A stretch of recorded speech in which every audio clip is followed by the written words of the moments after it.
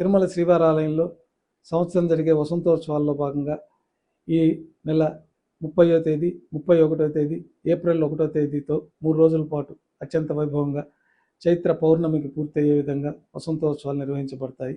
ఈ కార్యక్రమాల్లో భాగంగా 30వ తేదీ వసంతోత్సవాల్లో భాగంగా ఉభయ దేవేరులతో శ్రీ మలయప్ప స్వామివారి 4 తిరువీధుల ఉత్సవం జరుపుకుంటూ ఆలయం వెనుక భాగంలో గల వసంత మండపానికి చేరుకుంటారు.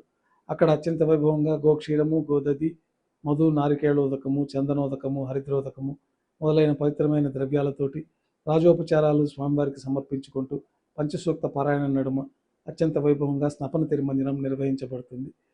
సాయంకాలం ఆస్థానం నిర్వహించి 4 తిరువీధుల ఉత్సవంతో మొదటి రోజు వసంతోత్సవాలు పూర్తవుతాయి.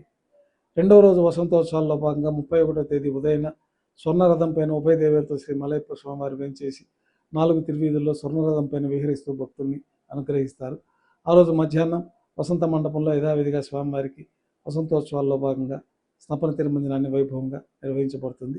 సాయంకాలం ఆస్థానం పూర్తయిన తర్వాత 4 తిరువీధుల ఉత్సవంతో రెండవ రోజు వసంతోత్సవ కార్యక్రమాలు పూర్తవుతాయి.